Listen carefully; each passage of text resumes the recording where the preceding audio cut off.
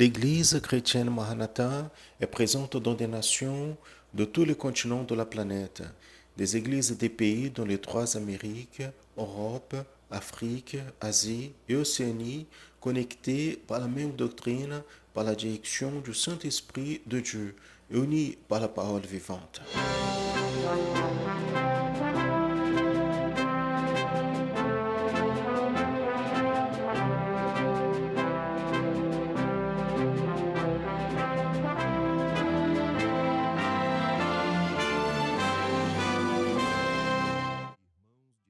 Des frères et sœurs de toutes les parties du monde participent d'un même culte, ensemble et dans un même corps et dans un même esprit.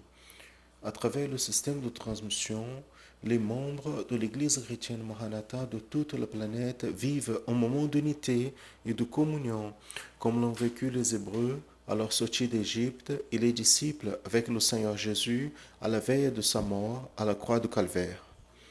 Des personnes de toutes les parties du monde sont touchées par l'évangile éternel et par le message du retour imminent du Seigneur Jésus.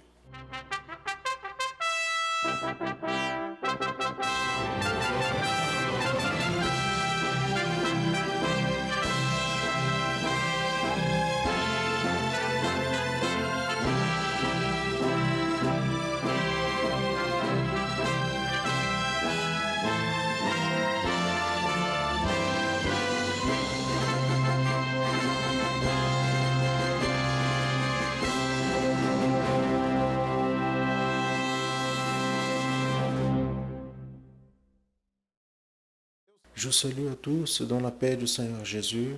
Nous commençons maintenant l'école biblique dominicale, cette programmation de l'Église chrétienne Maranatha qui est transmise tous les dimanches à 10 heures du matin ici par notre canal YouTube et aussi via satellite dans les églises, dans nos églises, dans les temples de l'Église chrétienne Maranatha.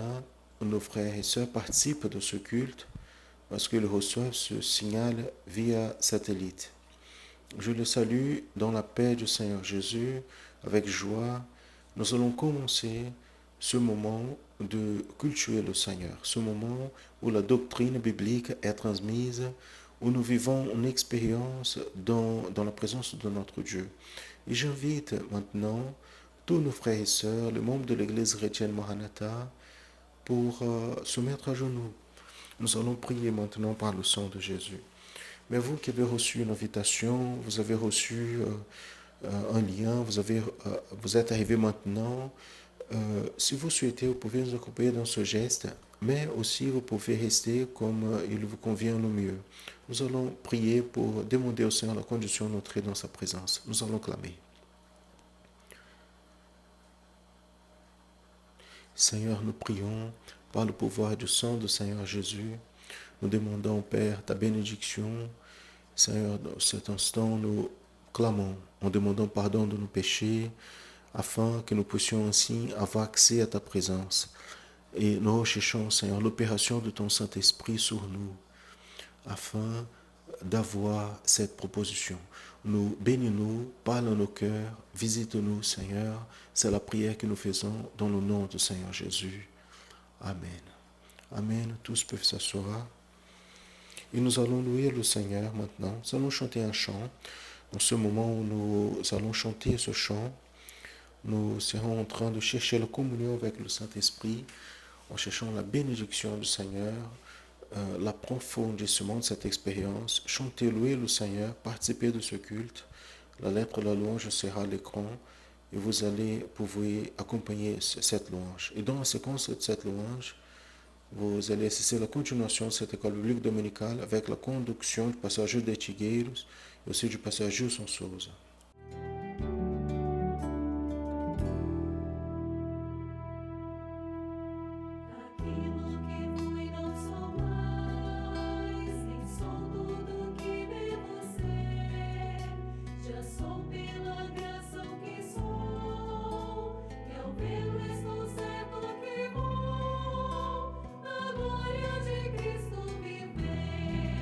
Maranatha, Maranatha.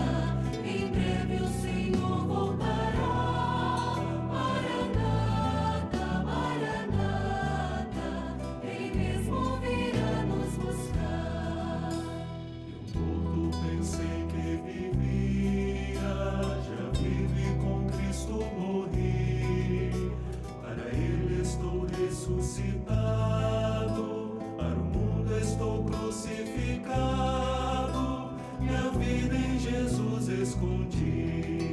Maranata, Maranata, em breve o Senhor voltará. Maranata, Maranata, Ele mesmo virá nos buscar.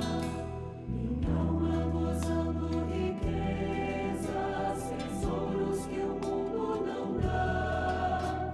Caminha na doce esperança, na vida e eterna bonança, na glória onde Jesus está. Maranata, Maranata, em breve o Senhor voltará. Maranata, Maranata, Ele mesmo virá nos buscar.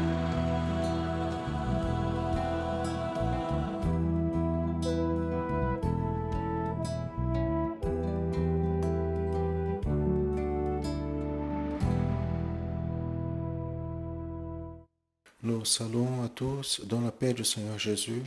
Nous sommes ici pour commencer l'étude de ce matin de notre école biblique dominicale. Il sera une continuité du sujet que nous abordons dans ce dernier école biblique dominicale lié à la thématique le baptême du Saint-Esprit et les dons spirituels. Et nous allons baser toute notre étude aujourd'hui, ce matin, de l'école biblique dominicale dans les textes que vous pouvez accompagner ici, une lecture rapide des textes qui seront cités ici, les textes bibliques. D'abord, en 1 Corinthiens 12, 31, après Marc 16, 17, aussi en 1 verset 6, et Actes des Apôtres 6, 5, et 1 Timothée chapitre 4, verset 14. Et comme référence, aussi en Matthieu 26, 68, Marc 14, 65, et aussi en Luc 22, 64. Basé sur ces citations bibliques, nous allons commencer maintenant la première partie qui sera donnée par le pasteur de Tigueiros.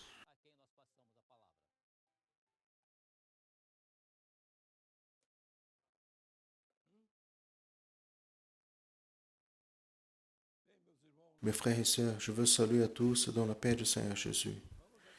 Nous allons ici à nos sujets de l'école biblique dominicale.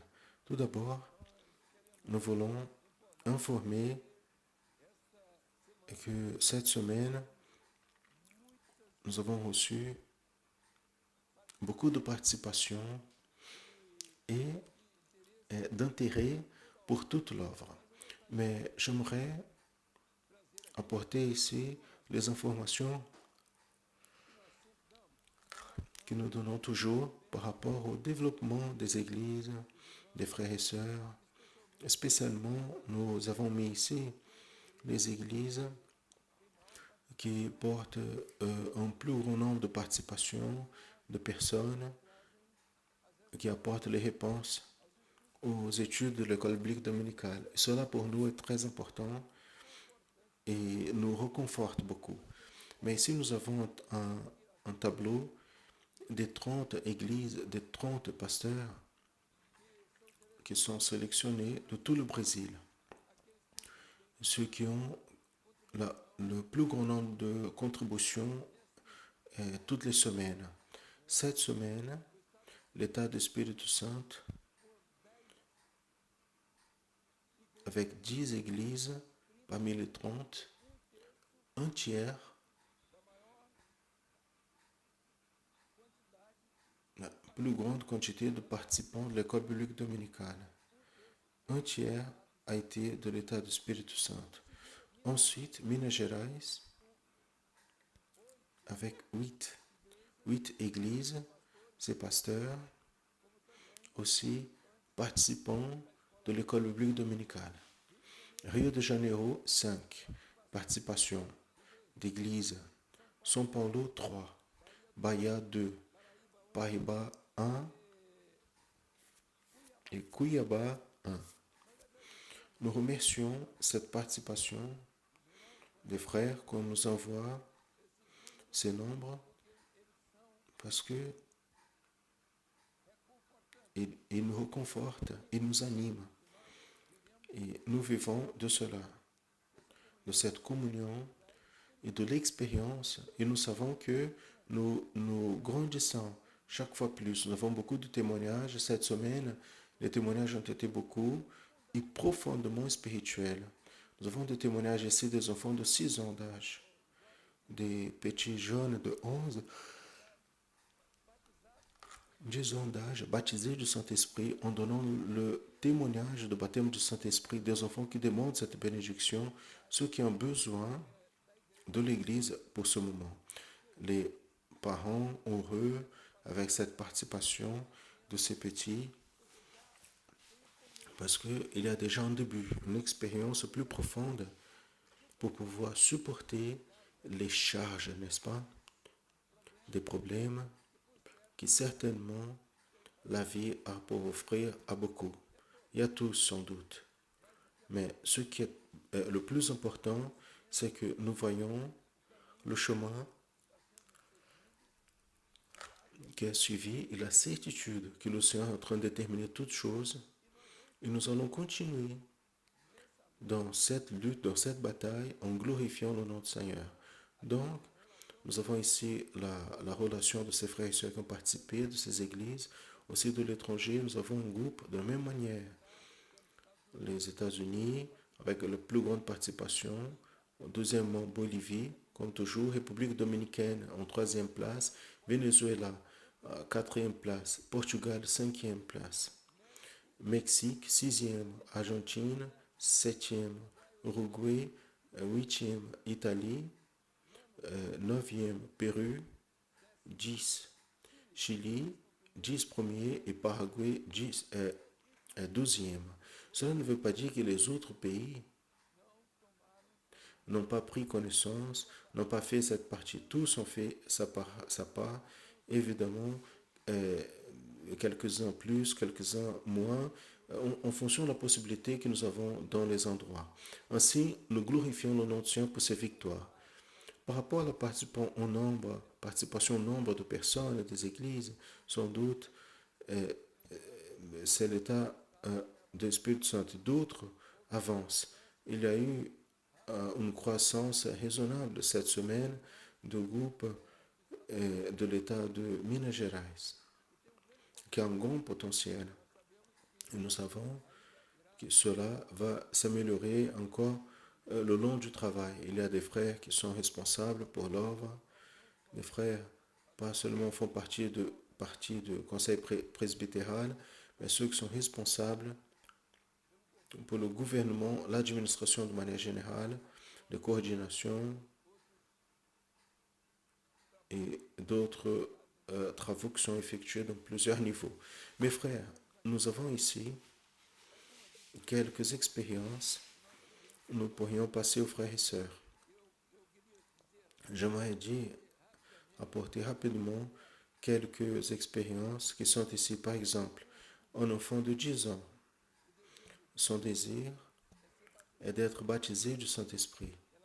Elle a fait une clameur afin que la promesse du baptême du Saint-Esprit puisse s'accomplir dans sa vie. C'est notre bien-aimée sœur, fille de notre sœur Mariana de Londrine. Nous avons la direction sur que la sœur Katiana Pereira nous informe. Elle a dit, en tout, nous pouvons sentir la présence du Seigneur avec nous, le Seigneur Jésus.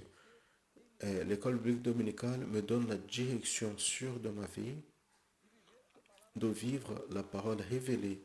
Cela est très important.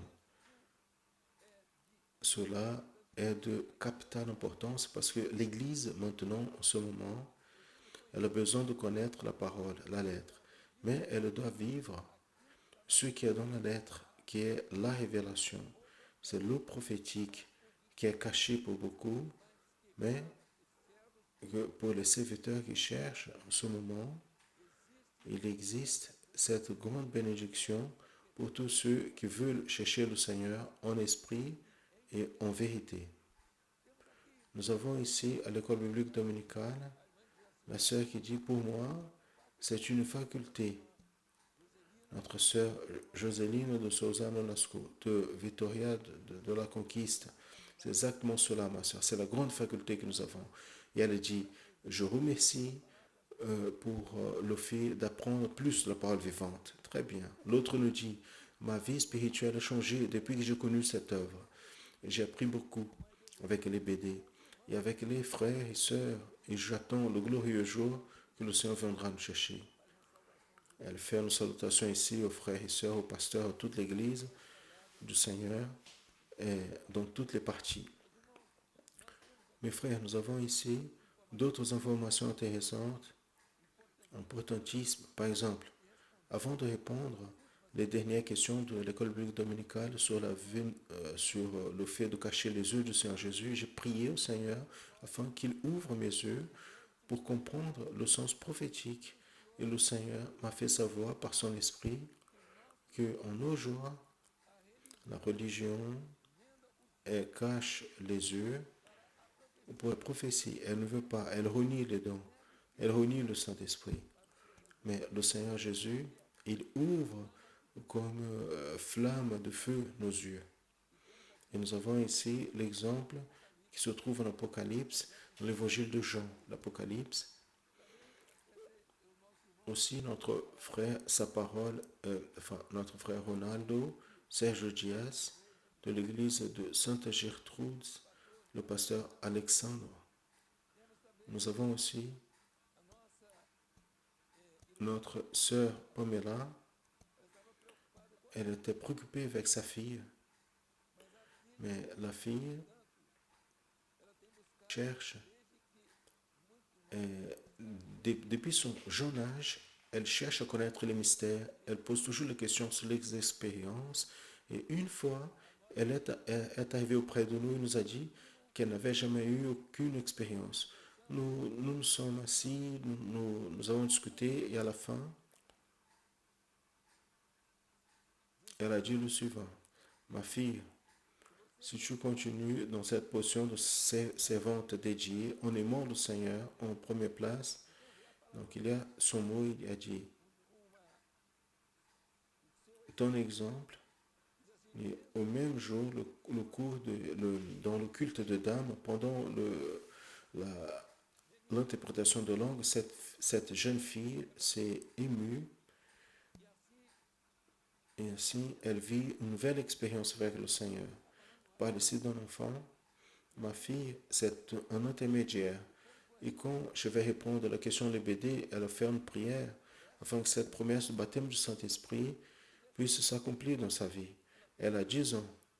Il a été une expérience merveilleuse parce que elle a été très touchée. Notre frère Emilia qui nous informe de ce détail de l'église de Londrina, l'église centrale de Londrina. Nous avons ici beaucoup de sujets, beaucoup des aspects, mais il y a une expérience avec une sœur nous a envoyé qui dit comme ça, message envoyé par WhatsApp de l'église chrétienne Maranatha. Amen. Gloire à Dieu. J'ai 1 an de conversion. Je me suis converti dans le culte en ligne de l'église chrétienne Maranatha. Le jour que j'étais touché, j'appelais le 0800. J'acceptais Jésus comme mon seul souvent et suffisant sauveur. Maintenant, mon époux, mon enfant, Emmanuel, qui a 7 ans, a été présenté à l'église. Et elle dit le suivant, qu'elle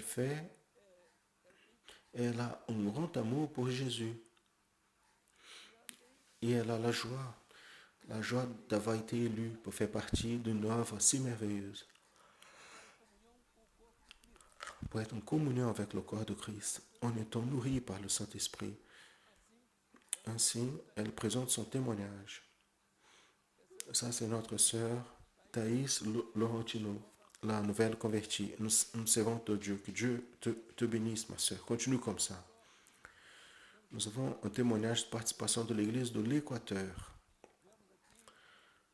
Nous avons ici cette participation, un historique de l'église de Batin, Péchiche, dans les villes de Quito. L'ouvrier, c'est le pasteur, c'est notre frère, Engel.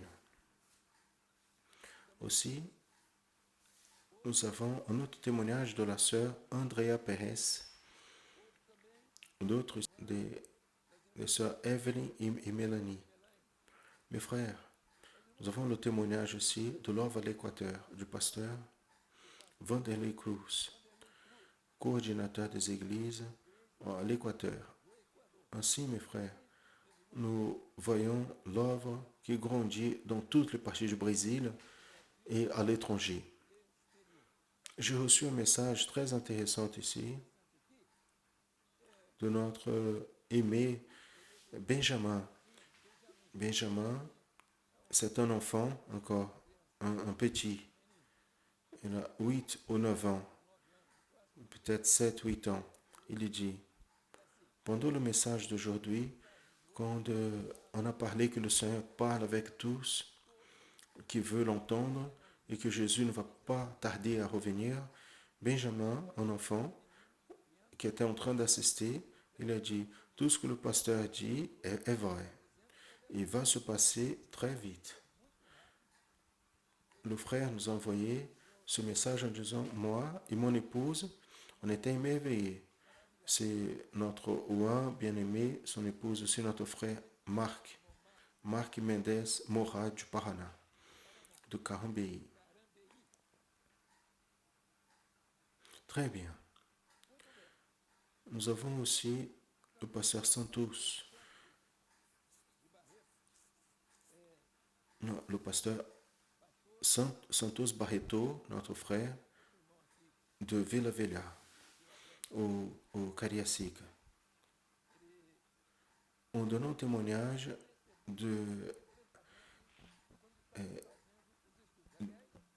on demande témoignage de la manière comme ils ont fait les études. Donc, ils ont fait les études en prière, et ils se sont beaucoup émus, ils ont été beaucoup touchés dans ce moment de prière et de répondre. Particulièrement le moment où on a lu la partie où le Seigneur Jésus a été frappé. Donc, il y a eu des sentiments profonds dans nos cœurs, mais aussi la gratitude de savoir que le Seigneur a souffert pour nous tout type d'agression, de calomnie. Et nous, cette semaine, nous complétons, nous pouvons dire, un sujet extraordinaire en montrant à propos des dons de l'esprit de prophétie et combien a coûté le Seigneur Jésus ce que l'Église aujourd'hui, elle rejette, qui est l'esprit de prophétie. Ça a coûté la souffrance du Seigneur Jésus. Il a été frappé au visage. Mes frères, nous avons des réponses ici très bien élaborées et je peux même citer, nous avons notre frère Ander. Notre frère Andes donne quelques réponses. J'aimerais même de répondre ici aux questions, ce que nous allons faire à partir de maintenant. Et la première question qui est posée, elle dit, comment est-ce que les dons spirituels doivent être recherchés? Donc, chercher comme... donc, il y a deux mots, chercher ou vouloir. Donc, chercher et vouloir, c'est donc deux choses donc, qui sont associées. Mais ce qui importe ici, y compris la parole de notre bien-aimé frère Gilberto Andes, il est professeur, il comprend beaucoup de grec, hébreu, extrêmement préparé. Et pas seulement dans ce domaine, mais dans d'autres domaines. J'ai cité son nom déjà, son travail ici. Il nous dit, la parole zèle, c'est un mot, le mot zèle, c'est un mot qui vient du grec, le mot zéloté. Donc ce mot zèle signifie chercher avec ferveur, la traduction. C'est chercher principalement, maintenant il utilise le don de prophétie. Donc c'est cité ici au 1 Corinthiens 14, verset 1 et le verset 39. Donc celui qui donne la réponse avec clarté, c'est notre frère bien-aimé Gilberto Andes, de Vila Velha, ici, une de nos églises ici. Nous avons ici une parole ici très, très bien du pasteur Flávio de la Costa de Manhuaçu. Il dit, le sang qui circule par le corps passe par la tête, c'est ce qu'il dit, qui nourrit les informations neurologiques. Le corps obéit au commandement. Et maintenant, cette phrase vient de lui. Il dit, le corps, c'est ce que entoure la prophétie. C'est-à-dire la prophétie, elle est dans l'enveloppe qui est le corps. Très bien. Il n'existe pas de prophétie au dehors du corps. Donc la prophétie au dehors du corps, c'est le danger. Pourquoi? Parce que le corps, c'est celui qui exclut ou qui reçoit ce dont il a besoin. Ce qui nourrit, il rassemble. Ce qui ne nourrit pas, il exclut. Ça, c'est la fonction du corps, des cellules naturellement. Quand elles reçoivent le flux sanguin, elles se nourrissent. Et aussi le processus de purification quand les éléments nocifs sont éliminés, ou ceux qui n'intéressent plus à l'organisme. Très bien. Nous avons ici la parole du pasteur José Ramos, mais je reviens ici, le pasteur Flávio de la Costa, de Manhuaçu, il dit, dans ce texte, dans le texte de manière générale, on voit clairement comment l'Église primitive a vécu. Il dit que l'Église primitive a vécu des dons spirituels. Le gouvernement, l'orientation a été l'esprit de prophétie qui a fonctionné dans la vie de l'Église. Donc il montre la situation de Cornelius. Quand Pierre il va à Cornelius, quand Cornelius a la vision, quand Paul dans le chemin de Damas voit la lumière, quand Ananias il va à travers aussi par l'orientation du Saint-Esprit pour chercher Paul, pour parler à Paul. Mais voyez bien, il est en train de montrer que la situation de l'eunuque dans la reine de Candace, il montre comment l'Esprit de Jésus a opéré dans la vie de l'Église, qu'est l'esprit de prophétie. Donc il est en train de montrer ici avec clarté, donc il est clair pour nous ce que l'Église primitive a vécu, que c'est ce que nous avons besoin de vivre chaque jour. Notre grande bataille est celle-là. C'est qu'une Église, elle vive, elle survive en esprit. Parce que si ce n'est pas en esprit, elle va avoir juste un nom. Elle va avoir juste un logotype, juste nous pouvons dire, un appel,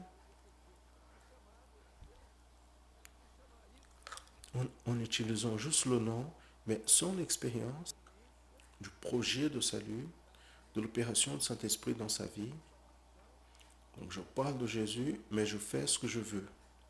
Je prêche Jésus, mais je ne vis pas ce que je prêche. Ça, c'est le grand problème. Et c'est pour cela que l'Église, en ce moment, elle doit être en esprit. Et j'ai beaucoup aimé cette colocation de notre frère qui nous aide beaucoup dans cela.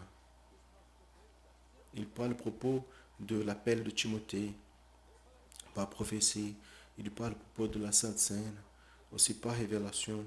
Oui, bien, mes frères, nous sommes très bien dirigés. Parce que José Ramos, ici, fait une comparaison. Il dit le moment de la crucifixion, quand Jésus a été humilié, et le moment quand il est glorifié dans le livre d'Apocalypse.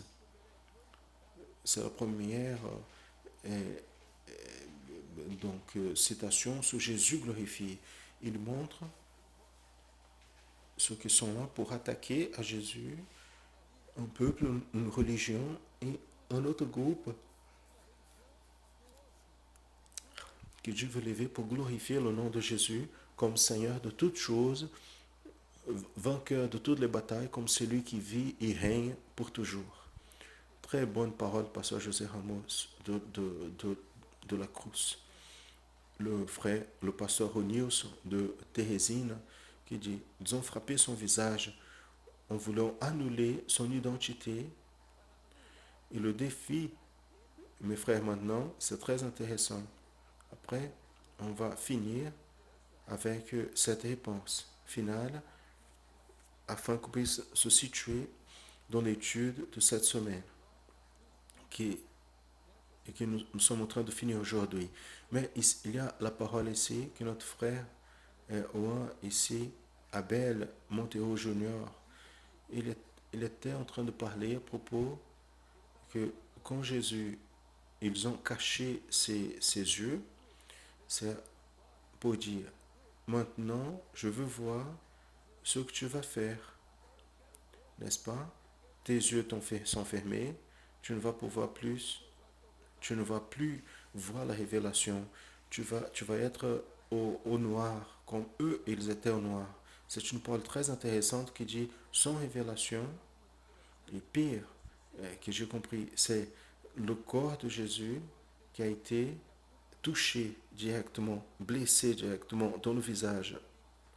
Donc sur cela, nous allons finir en faisant le commentaire suivant. C'est une question qui a été faite sans identifier avec des textes bibliques. Mais j'aimerais exactement cela, que les frères, ils puissent chercher du Seigneur ce qui était le fondement, ce qui était le plus important. Quel était le fondement de tout cela que nous avons demandé? C'est que l'esprit de prophétie qui a été au calvaire, il a été expérimenté, il a été mis à l'épreuve, cet esprit de prophétie. Mais bien, quand le soldat ou quelqu'un, il frappe Jésus au visage, il voulait que Jésus devinait. Donc la prophétie, ce n'est pas une divination. Je vais citer un exemple. Je me rappelle, c'était le début de l'œuvre, nous avons eu une information qu'un groupe, une église prospère qui grandissait beaucoup, très animée, beaucoup de cris, cette chose que tout le monde a, cette animation, tout le monde qui glorifie, etc. Et le pasteur, qui est venu de la tradition, il faisait de Saint-Esprit, il était le leader, il commandait, dirigeait cette chose, mais après, il a commencé à donner l'importance à la prophétie. Chacun se levait à l'église sans orientation, sans gouvernement, sans discernement. Et une femme s'est levée, et la prophétie qu'elle a donnée, c'était en disant que le pasteur avait fini son ministère là, ce jour. C'était une surprise pour tout le monde. Mais qu'est-ce qui s'est passé? Le pasteur était sans savoir quoi dire. Parce qu'il mettait en évidence la prophétie. Et quand la prophétie a été donnée comme ça, sans discernement, sans rien, au dehors du corps complètement, il était confus. Et qu'est-ce qu'il a fait? Le jour d'après, ne voulait pas être sorti de là. Il a pensé que ce don n'était pas du Seigneur. Il voulait trouver une sortie pour ne pas sortir de l'église. Parce qu'il avait une grande église. Là, il a apporté un récipient. Il a mis devant, il a mis quelque chose écrit dedans. Il a appelé la dame, et je ne sais pas qui était. Est-ce que vous pouvez venir ici maintenant?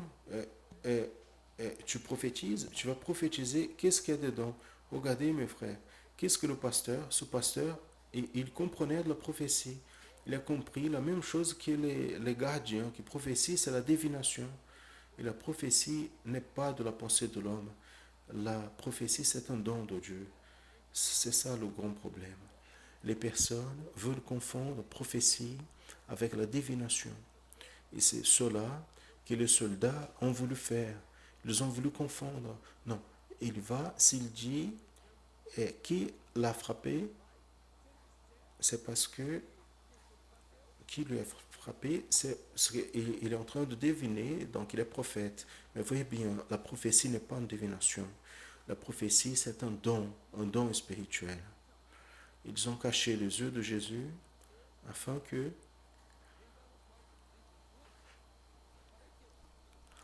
il voulait qu'il devine Ils ont caché ses yeux. Ils ont dit, si je le frappe, il demande, il va dire, c'est un tel. Ils ont caché ses yeux parce qu'ils ont pensé que prophétie, c'est la divination. Ils ont frappé le visage de Jésus, vous savez pourquoi? Parce que le visage, c'est la figure de la tête. Ils ont frappé ici. Il n'y a pas de prophétie.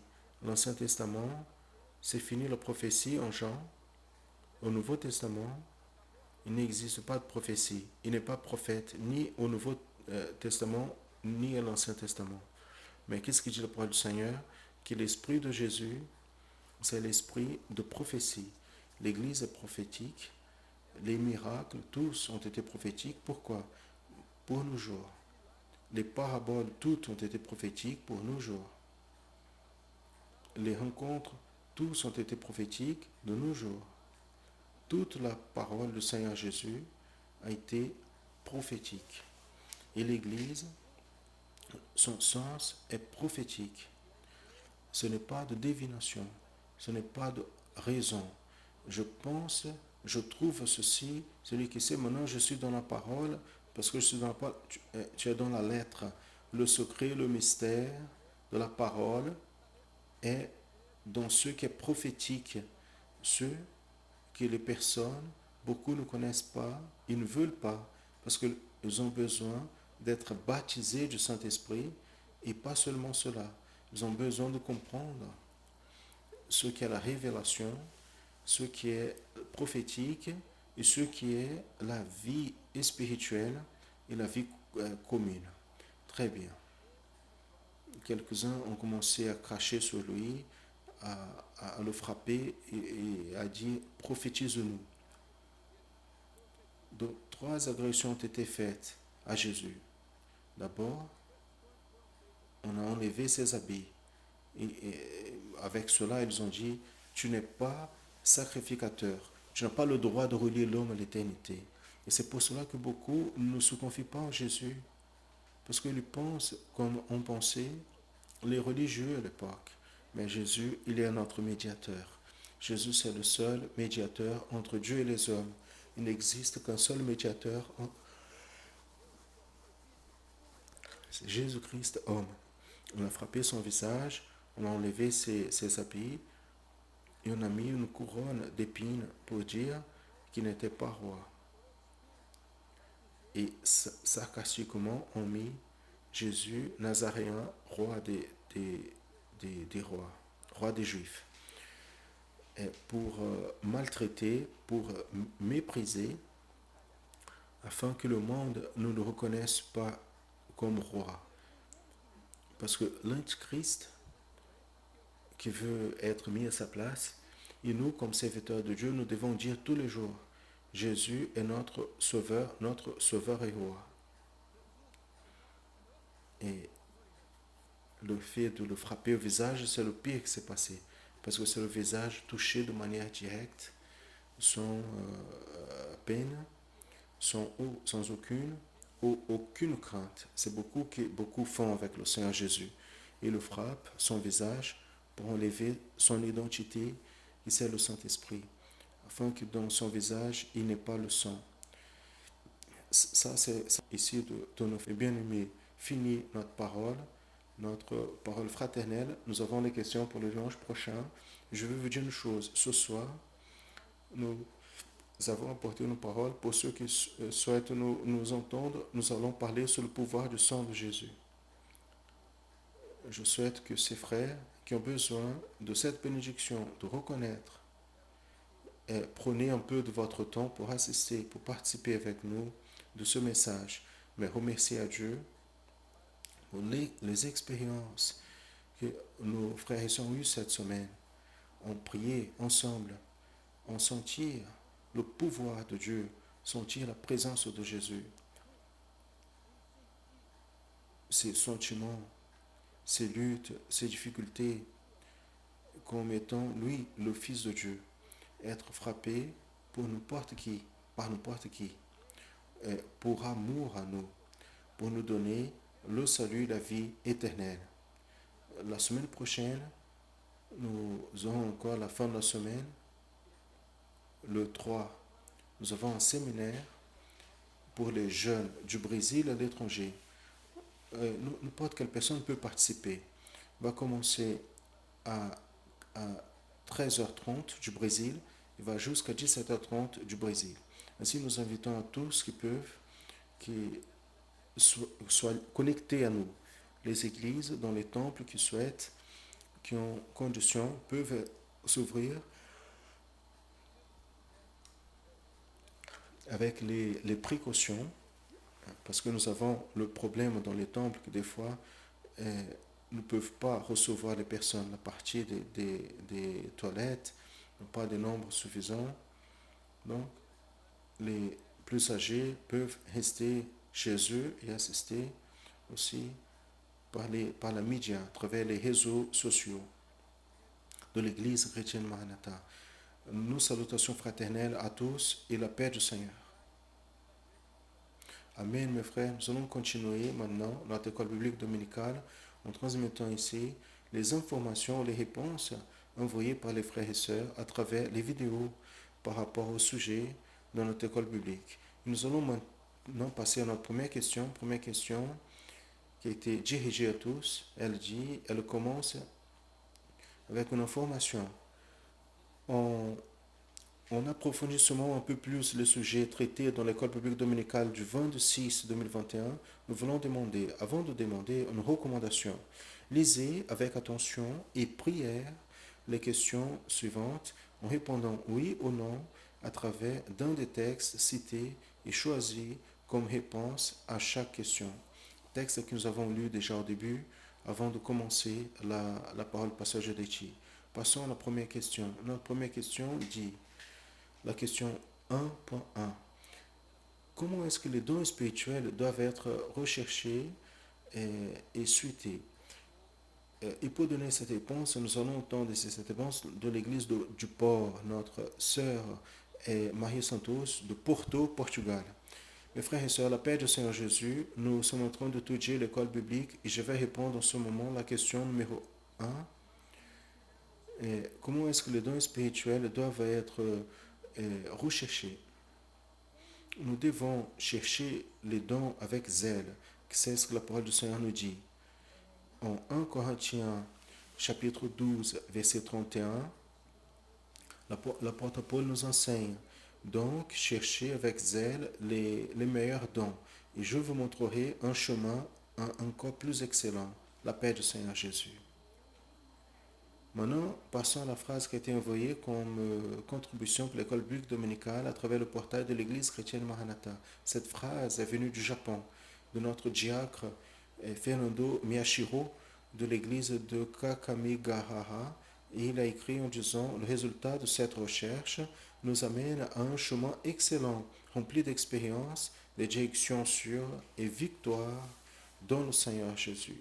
C'est-à-dire chercher le Seigneur avec zèle. Très bien placé pour notre frère. Notre deuxième question maintenant, elle dit, passons à la deuxième question qui est 1.2. Le Seigneur Jésus, il fait référence à une fois au don de langue. Cette réponse nous sera donnée notre église en Angola, notre sœur Oridici. Notre sœur Oridici, elle va donner cette réponse. Elle est actuellement au Portugal. Elle appartient à notre église à Luanda. La paix du Seigneur Jésus, bien-aimé, en répondant à la question de l'école biblique dominicale, je vais répondre à la question numéro 1.2. Le Seigneur Jésus, il s'est fait référence au don de langue. Oui, comme dit la parole, en Marc 16, 17. Et ces signes suivront à ceux qui croient en mon nom et vont expulser des démons et parleront nouvelles langues. Amen, la paix du Seigneur Jésus. Amen. Nous allons donc à la phrase qui a été envoyée pour cette question qui vient du pasteur Roberto Cato. Il est le pasteur de notre église à Cidade Nova, dans l'état du Pará. Il est dit que oui, le Seigneur Jésus s'est référé au don de langue, mais lui-même, il n'a pas parlé en langue inconnue, parce que comme Dieu, il est plein et édifié dans la vérité, car lui, il est la vérité. Donc le don de langue du Seigneur Jésus n'a pas exercé, n'a pas manifesté publiquement, parce qu'il était déjà édifié. Et une fois que le don spirituel apporte l'édification pour celui qui a utilisé dans le don de langue. Très bien cette phrase. Par rapport à notre question 1.3 maintenant qui dit, dans les réunions de l'église primitive, c'est-à-dire de l'église apostolique, il était commun de parler en langue et prophétiser. Donc cette réponse, nous allons diriger cette question à l'état du Espírito Santo. Notre frère Jean Anderson est de l'église de Vargem Alta, à l'intérieur de l'état du Espírito Santo. En réponse à la question 1.3, oui, l'église primitive prophétisait et parlait en langue, comme nous montre en Acte 19, 6 qui dit, et en leur imposant les mains, est venu sur eux le Saint-Esprit et ils parlaient en langue et prophétisaient. Amen. Amen. La phrase est liée à la réponse 1.3, vient de Minas Gerais, de Gabriel Rodrigues de Oliveira, de l'église en Colorado. Il dit, oui, en vérité, dans les réunions de l'église primitive, il était commun parler en langue, car le Saint-Esprit continue à être versé sur l'église. Il avait dit que le Saint-Esprit était versé sur l'église, il continue à être versé sur l'église. Maintenant, la question c'est 1.4. Donnons continuité à notre sujet. Et la question 1.4 que nous allons lire maintenant, aux frères, la question 1.4, elle dit le suivant. C'est intéressant cette question parce qu'elle a une destination. Elle dit comme ça, on va lire. L'expression remplie du Saint-Esprit a été utilisée et est enregistrée dans la Bible en faisant référence à un serviteur fidèle de Dieu. Nous allons voir cette expression remplie du Saint-Esprit. Elle a été utilisée dans la Bible et qui a été utilisé comme serviteur fidèle au Seigneur dans la question numéro 4. Celui qui va répondre, c'est de Porto Seguro, notre sœur Louise de Porto Seguro dans l'état de Bahia. Par rapport à la question 1.4, la réponse c'est oui. Et nous retrouvons dans le livre de Actes, chapitre 6, verset 5a, qui nous dit, il est apparu bon à tous d'élire Étienne, un homme rempli de foi et de Saint-Esprit. Aussi, le livre de Actes 4.8 dit, alors Pierre, rempli de Saint-Esprit, leur a dit, autorité du peuple et ancien. Très bien. En plus des réponses ici liées à Étienne, la sœur Rebecca Carvalho Raposo, l'église de Povoado Conceição, dans l'état du Maranhão, nous envoyons une phrase en disant oui. L'expression a été utilisée en faisant référence à Pierre en acte 4.8, au diacre de l'église primitive en acte 6, verset 5 Étienne, et à Paul et à beaucoup d'autres serviteurs fidèles. Ça, c'était la phrase envoyée par notre sœur. Maintenant, la question 1.5, elle est adressée aux diacres et ouvriers. Je veux dire diacre et jeune. Cette question dit, quelqu'un, même qu'il soit pasteur ou diacre, il peut mépriser un don de prophétie qui lui a été donné par le Saint-Esprit. Et cette réponse, nous allons voir maintenant d'un diacre Fujisawa, il est de l'église en Nagoya, au Japon. Il va nous donner cette réponse. Mes frères, la paix du Seigneur. La réponse à la question 1.5, c'est non. Cela parce que en 1 Timothée 4.14, c'est écrit, ne méprisez pas le don qui est en toi, lequel t'a été donné par prophétie, avec l'imposition de main des presbytères. L'expression le don qui est en toi fait référence au ministère reçu par Timothée. Ce ministère qui a été donné par prophétie, c'est-à-dire par révélation. Timothée n'a pas méprisé la prophétie qui a été le don spirituel donné au presbytère, lequel a été donné le ministère. La prophétie dans le corps définit son ministère en confirmant à travers l'imposition de main le presbytère. En 1 Thessaloniciens 5.20, il est écrit, ne méprisez pas les prophéties, la paix du Seigneur. Très bien, notre frère maintenant, Rehoboam Alves de l'église de Madrid va confirmer cette réponse de l'Espagne. Il dit, non, on ne peut pas mépriser le don de prophétie car on a été appelé pour un ministère. Ils ne peuvent pas désobéir la voix du Saint-Esprit. Très bien placé par notre frère de Madrid, l'église à Madrid en Espagne. Maintenant, passons à la question 2. La question 2, maintenant, les réponses dans la question 2, les réponses pour cette question, elles sont destinées, c'est une question destinée à tous, et elles sont des réponses, elles ne se trouvent pas dans les textes qu'on a cités dans le tableau comme référence. Il a 2.1, qui est la première question, dit, les soldats romains qui ont frappé Jésus, ils confondaient divination avec prophétie. Donc, cette question va être répondue maintenant sur le soldat romain. Elle va être répondue dans l'état de Minas Gerais, dans la ville de Belo Horizonte. Pasteur Armando, la paix du Seigneur Jésus à tous. Les soldats romains, ils ont confondu divination avec la prophétie. Prophétie, c'est ce qui parle de ce qui va encore se passer. Jésus était prophète. L'acte de frapper le visage de Jésus et dire prophétise-nous, Christ. Qui est celui qui t'a frappé? L'objectif de l'adversaire était de montrer que Jésus n'était pas prophète. Mais plus loin, une autre action a été de dénuder Jésus et couvrir avec une cape pour essayer de montrer que Jésus n'était pas sacrificateur. Et enfin, on a mis une couronne d'épines dans la tête de Jésus. Aussi pour essayer de montrer que Jésus n'était pas roi. Mais nous savons très bien que Jésus est roi, que Jésus est prophète et que Jésus est sacrificateur pour l'Église. La paix du Seigneur. Amen. Maintenant, de Sergipe, de notre Église, en conjointe au jardin, la sœur Adriana Santos d'Araujo de Sergipe nous a écrit: la divination, c'est une doute future. La prophétie, c'est un avertissement de Dieu pour ses serviteurs. C'est une certitude de ce qui est pour venir. Loué soit le Seigneur. Très bien répondu par notre sœur dans cette phrase. Passons à la question 2.2, que c'est un complément de la question 2.1. La question 2.2 dit: celui qui confond prophétie avec divination est baptisé du Saint-Esprit. 2.2, c'est une question dont la réponse viendra de Manaus, dans l'état d'Amazonas. C'est Philippe qui va donner cette réponse.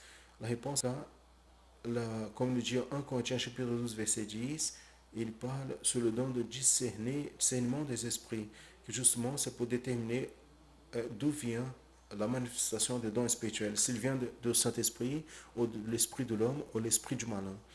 Donc, celui qui est baptisé du Saint-Esprit, il ne confond pas prophétie avec divination. Très bien.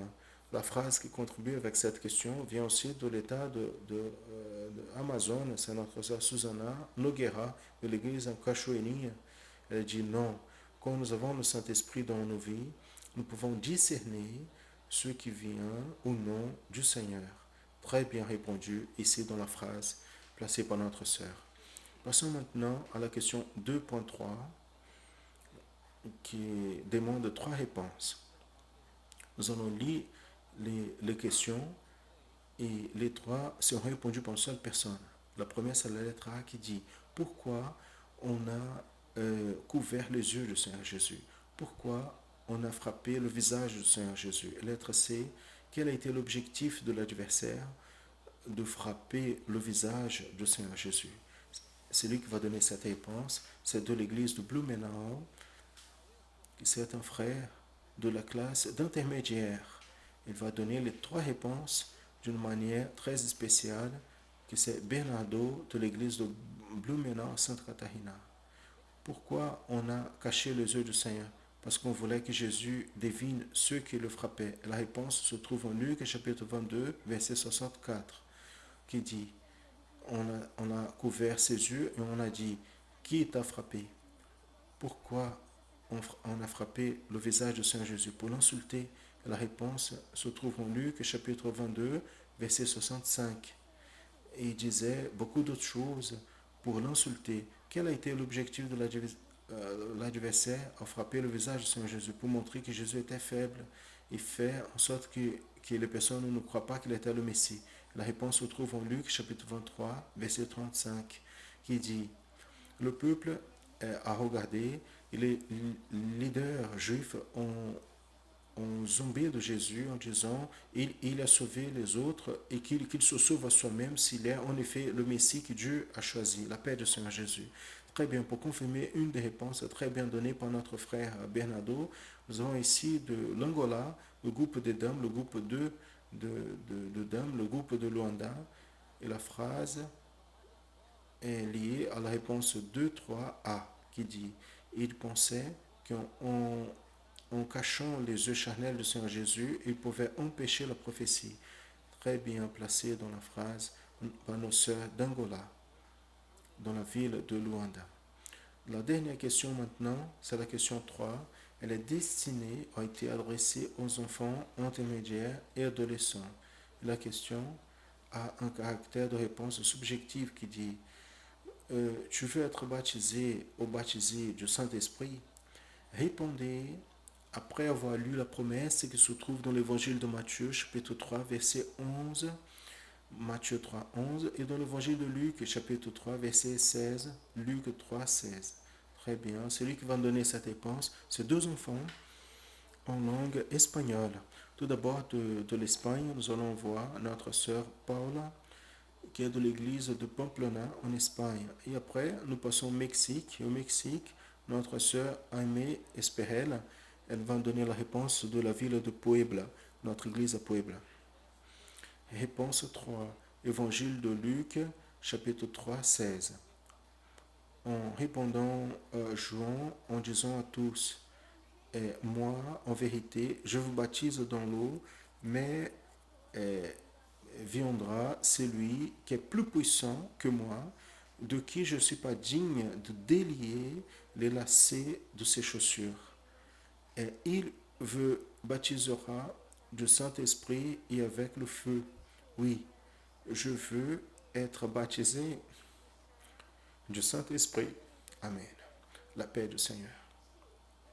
Je veux... vous voulez être baptisé du Saint-Esprit?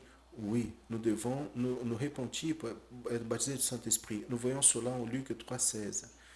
En répondant Jean, en disant à tous, moi, en vérité, je vous baptise avec l'eau, mais il y aura un qui viendra, qui est plus puissant que moi, duquel je ne suis pas digne de délier les lacets de ses chaussures. Lui, il vous baptisera avec le Saint-Esprit, le feu. Amen.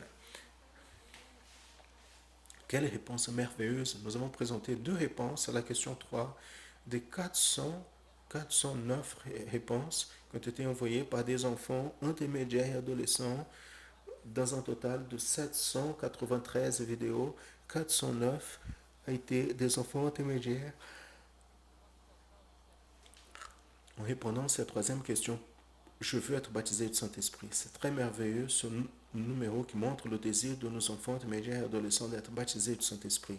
Je vais vous montrer maintenant une photo d'un enfant de 3 ans d'âge qui aide les parents dans l'étude de l'école biblique.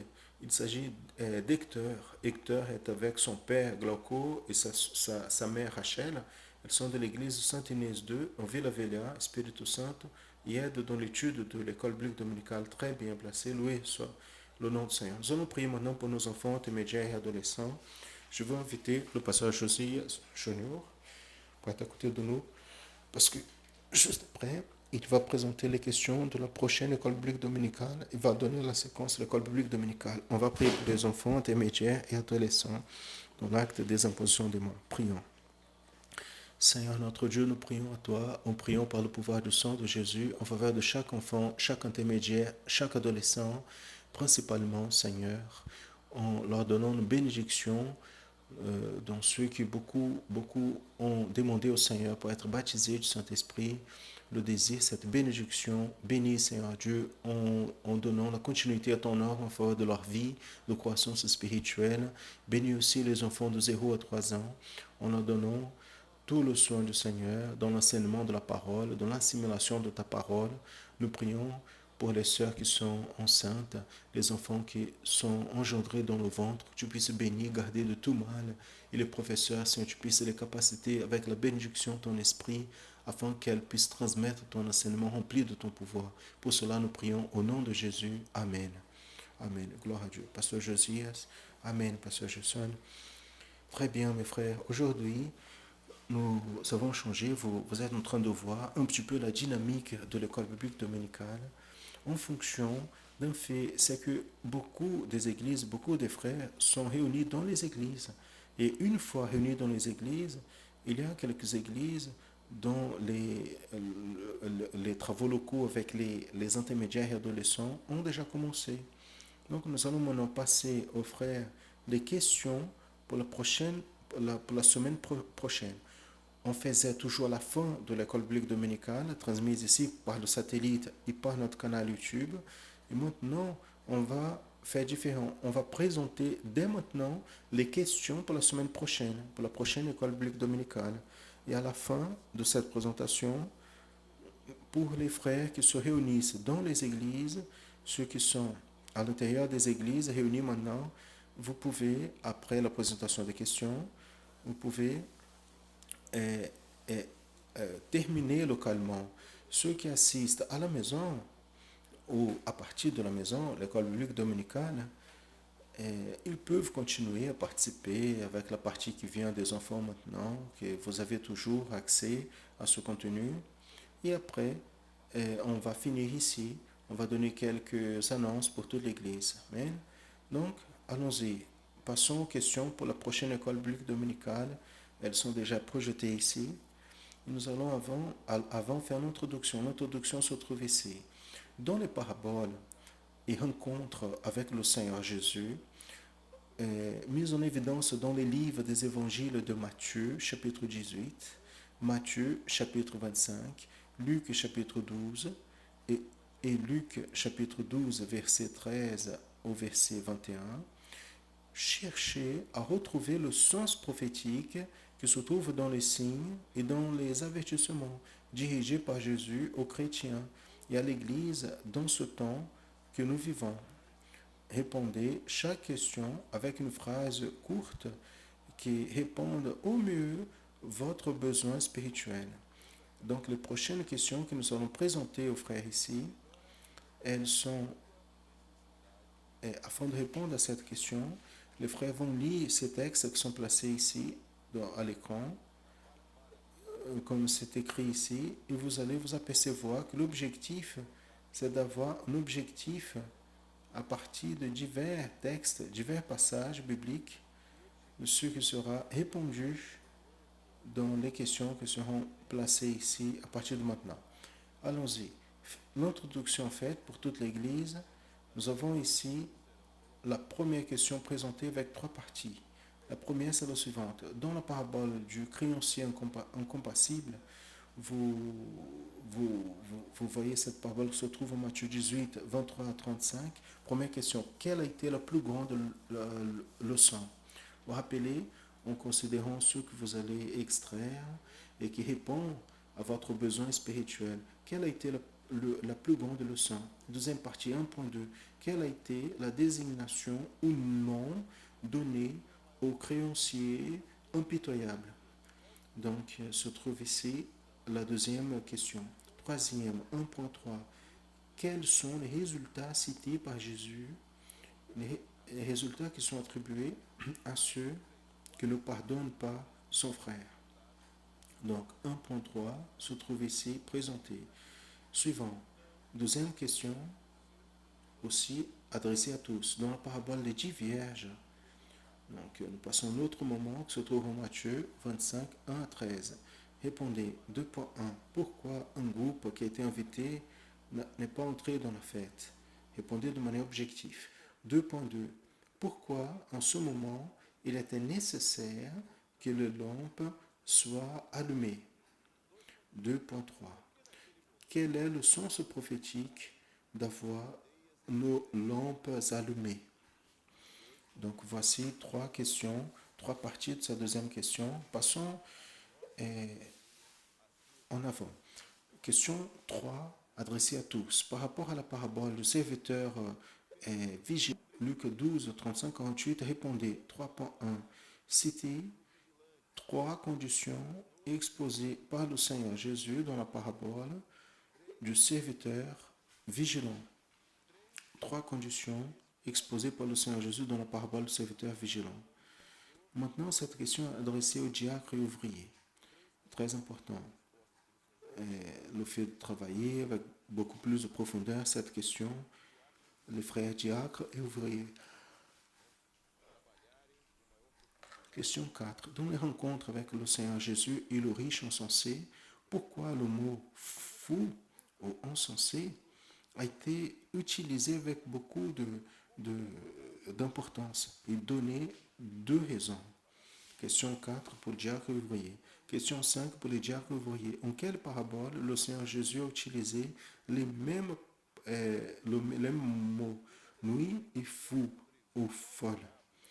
Donc, c'est une question claire d'identifier la parabole où le Seigneur aussi utilise ces expressions qui sont là.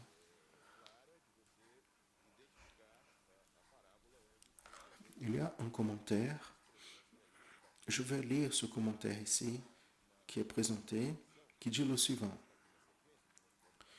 Vous, mon frère, vous êtes en condition de prêcher sur ce sujet. Donc c'est une expression qui est inclue dans les questions et le mot, la recommandation, l'orientation que le presbytère donne, il vaut bien d'utiliser l'aide de toute Église parce qu'il y a beaucoup de révélations sur ce sujet. Ça, c'est une recommandation pour les diacres et ouvriers et qui d'ailleurs nous apporte une réflexion de comment l'Église fonctionne, de comment la révélation du Saint-Esprit se perfectionne à l'intérieur du corps. Amen. Passons à la séquence.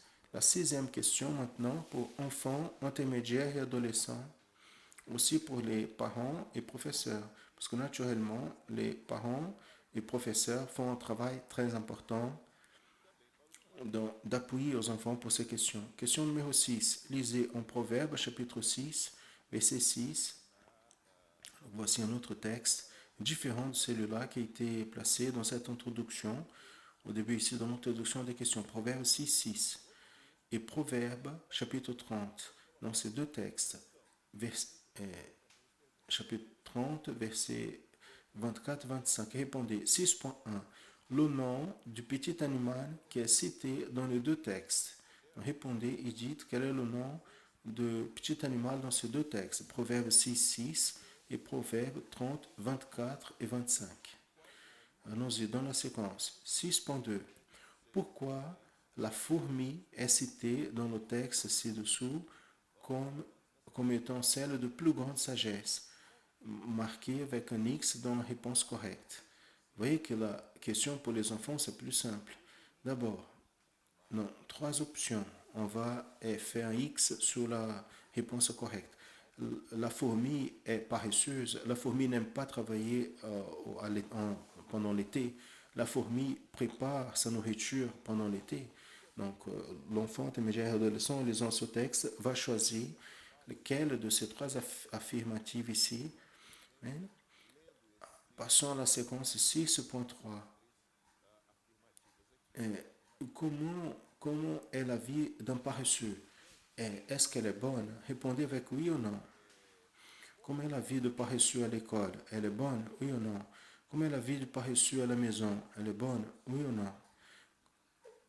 Comment est la vie de paresseux à l'église? Elle est bonne? Oui ou non? Donc les enfants vont comprendre ce contexte à partir de ce que la parole de Dieu enseigne. Ça, c'est merveilleux. Passons à la suite. Ça, c'est pour les parents. Avant que les parents puissent avoir le contenu au moment d'avoir répondre aux enfants, pour les parents, la question numéro 7, qui est la dernière question que nous avons. En considérant l'été comme la vie et l'hiver comme la mort, quel est l'enseignement que la fourmi nous donne en sagesse?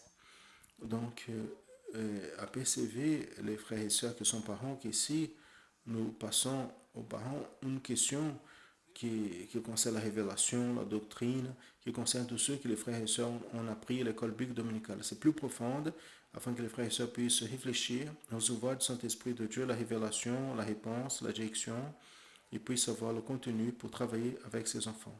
Amen. Donc voici présenté présenter les questions pour les prochaines écoles bibliques dominicales. Nous voulons juste rappeler ici aux frères et sœurs le suivant. Pendant quelque temps, nous avons reçu ces contributions, les participations des frères à travers une adresse email de la Radio Manaïm. Très bien, à partir de maintenant, notre structure est déjà prête. D'ailleurs, la plus grande partie des frères se sont aperçus. Et au site de l'Église chrétienne Maranatha, il y a déjà un formulaire, un local approprié pour l'envoi de ces participations, de toutes les participations des enfants. Voici, on peut voir ici, on entre dans le site et on a donc participation, on va cliquer en participation et il va ouvrir la participation en vidéo parce que dans le site on peut participer en vidéo comme on peut participer en texte. Et là, on remplit toutes ces informations avec un détail. Quand vous allez envoyer la participation d'un enfant, votre enfant, adolescent, enfin, le parent qui va envoyer la participation, vous allez remplir avec le nom. Il y a un aspect de participation au Brésil et à l'extérieur. Mais quand vous mettez le nom de l'enfant. Parce qu'il y a des parents qui envoient le nom du père. Non, mettez le nom de l'enfant. C'est celui qui va apparaître quand on va cliquer. Et vous allez remplir tous ces champs. Quelques champs, d'ailleurs, apparaissent déjà comme en étant avec la liste d'alternatives afin que vous puissiez remplir. Il y a une base de données. Vous allez remplir. Il y a un message. Il faut voir la patience parce que c'est une archive en vidéo. Donc il y a les petits points qu'il faut attendre. Et après, quand c'est fini, on reçoit ce message en confirmant que votre archive a été effectivement envoyée et qu'elle est déjà insérée dans le système. Très bien, tout le monde a compris. Amen, mes frères. Maintenant, à partir de maintenant, les églises qui participent de cette transmission via satellite, de manière présentielle, vous pouvez donner continuité et finir l'école biblique dominicale à l'église même, à l'église locale, le pasteur, l'ouvrier qui est devant. Et les frères qui sont en train d'assister à partir de la maison, nous allons continuer avec la présentation de l'étude des enfants, l'étude de musique. Nous allons revenir à la fin pour quelques annonces et finir. Nous allons donner séquence. Je veux saluer à tous dans la paix du Seigneur Jésus et spécialement nos enfants intermédiaires et adolescents. Notre étude porte sur la fin, le temps du bientôt. Et nous allons lire le texte qui se trouve en Exode 10, 22, 23b, qui nous dit « Et Moïse, il a étendu sa main vers le ciel, et il a eu des ténèbres épaisses dans toute la terre d'Égypte pendant 3 jours. Mais tous les enfants d'Israël avaient la lumière dans ses habitations. » Nous allons voir avec cette étude que la manière comme Dieu opère au milieu des familles dans cette dernière heure à travers l'histoire de la sortie du peuple d'Israël d'Égypte. Moïse, il a été préservé de la mort, il a été levé par Dieu pour délivrer son peuple d'Égypte. Comme nous savons déjà, le peuple de Dieu, il était esclave en Égypte et devant tellement de souffrances, ils ont clamé à Dieu et il les a entendus et a envoyé Moïse pour les délivrer. Moïse est venu vers Pharaon plusieurs fois avec un message de Dieu en disant « Laisse mon peuple partir ». Mais la réponse de Pharaon était toujours la même « Non ». Pharaon voulait que le peuple soit esclave en travaillant dans tout l'Égypte. Mais Dieu a montré son pouvoir à Pharaon et à tout l'Égypte en envoyant les 10 plaies. Dans la 9e plaie, il y a eu des ténèbres sur l'Égypte pendant 3 jours. Mais dans les maisons du peuple de Dieu, il y avait la lumière. Imaginez, bien-aimés, donc le noir était si fort, les ténèbres étaient si fortes qu'on pouvait la toucher. Et pendant 3 jours, ils ne sont pas sortis de leur place parce que personne ne pouvait rien voir. Mais dans les maisons du peuple d'Israël, il y avait la lumière. Les familles étaient réunies et ils se préparaient pour la sortie vers la terre promise. Et nous avons déjà étudié que toute la Bible est prophétique. Et ce monde que nous vivons représente l'Égypte. Nous sommes ici de passage. Nous vivons un moment du départ. Bientôt, Jésus viendra. Dieu veut nous enseigner et ce qui s'est passé en Égypte pointe vers nos jours. Nous sommes de passage. Ici, ce n'est pas notre place. Nous sommes en train de vivre le temps du bientôt, car Jésus bientôt viendra. Tel comme à la sortie d'Égypte, le monde il est en ténèbres. Beaucoup ne valorisent pas leur famille. L'amour s'est refroidi dans les cœurs. Et nous vivons des jours difficiles. Combien de familles sont détruites, abandonnées, sans paix et sans direction. Dias difíceis, quantas famílias estão destruídas, abandonadas, sem paz e sem direção. E isso por causa do pecado que entra no coração. Et cela à cause du péché qui entre dans le cœur et détruit l'âme. Mais les serviteurs de Dieu ont la lumière qui est Jésus. Jésus veut être à l'intérieur de notre cœur, au milieu de notre famille. Et pourquoi? Parce que Dieu se préoccupe avec la famille. De la même manière qu'il a pris soin des familles de son peuple en Égypte, il prend soin de nous et de notre famille. Dans notre foyer, il y a la lumière, qui est Jésus. Et où Jésus se trouve, il y a la paix, il y a l'assurance, la joie, il y a la victoire. Jésus veut sauver les membres de nos familles. Dans la Bible, il est écrit en Actes 16, 31, qui dit « Crois au Seigneur Jésus et tu seras sauvé, toi et ta maison. » Quelle promesse merveilleuse, celle-là. Mais nous savons qu'il existe beaucoup de foyers qui ont besoin de la présence de Jésus. Comment est-ce que vous pouvez être utilisé afin que la lumière de Jésus resplendisse dans votre foyer? Vous pouvez séparer un temps pour lire la Bible, pour prier, pour louer à Dieu.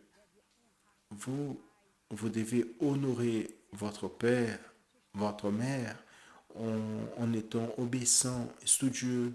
Vous devez rechercher à vivre bien avec tous. Si vous agissez, la lumière de Jésus va briller sur ta vie et va illuminer ta famille.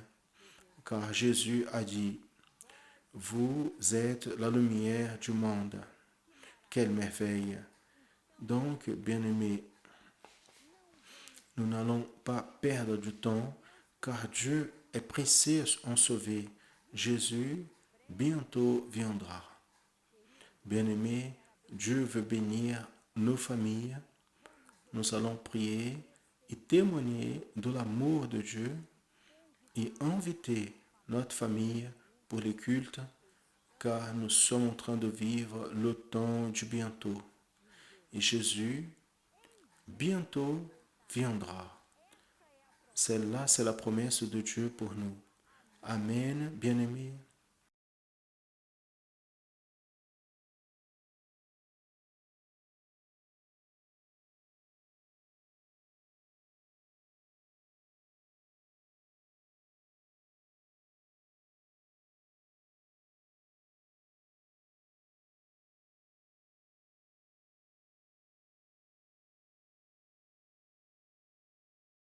Mes frères et sœurs, la paix du Seigneur, il y a eu un petit souci dans l'audio de la louange. Les frères sont en train de vérifier et nous sommes ici en train de parler aux enfants, intermédiaires et adolescents. Nous allons dans la séquence. Cette louange, on peut même à la fin jouer, mais nous allons donner séquence ici. Et dans l'étude pour la musique, instrument de musique, dans ce week-end, nous avons fait un travail un peu différent. La professeure Janaïne, elle a préparé un entraînement Donc au lieu d'avoir cette partie de théorie musicale, la partie d'ouverture, nous allons directement à la louange. Donc les enfants intermédiaires et adolescents qui sont en train d'apprendre à jouer, ils peuvent prendre leur instrument. Nous allons jouer la louange dans l'Express Nous Voyageons. Ça, c'est la louange que nous allons jouer. Et de début, vous allez prendre votre instrument et vous allez exerciter. Donc, vous tous qui jouez un instrument musical, vous savez que l'exercice de l'instrument, l'entraînement est très important pour l'apprentissage. Ce n'est pas simplement d'assister à une étude, de prendre un instrument et jouer, mais c'est important qu'il y ait l'application, l'exercice. Donc, nous allons préparer aujourd'hui un exercice. Donc, vous allez prendre votre instrument, nous allons jouer la louange dans l'Express Nous Voyageons qui a été déjà enseignée et vous allez jouer maintenant. Allons-y.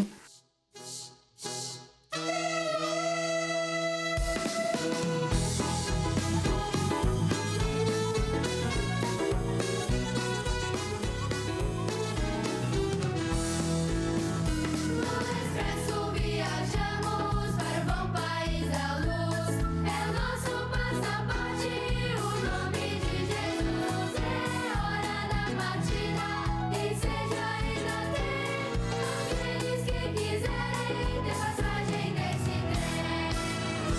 Bem-vindos sejam todos para o trem que parte já. Entrada para a pátria, Jesus a todos dá. Eis o sinal de marcha, se queres ir também, recebe o teu bilhete de passagem nesse trem.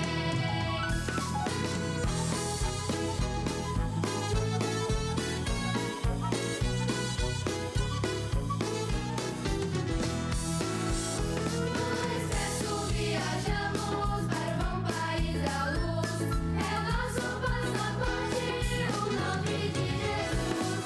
É hora da partida, e seja ainda tem aqueles que quiserem ter passagem nesse trem. Bem-vindos sejam todos para o trem que parte já. Entrada para a pátria, Jesus a todos dá. Eis o sinal de marcha, se queres ir também, recebe o teu bilhete de passagem nesse trem.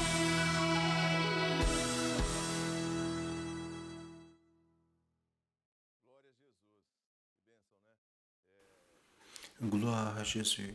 Quelle bénédiction. Quand nous voyons les enfants et nous recevons diverses vidéos des enfants qui jouent, apprennent à jouer, même les petits qui prennent la petite flûte et juste soufflent sur la flûte. Mais cela démontre l'intérêt par la louange et cela c'est merveilleux.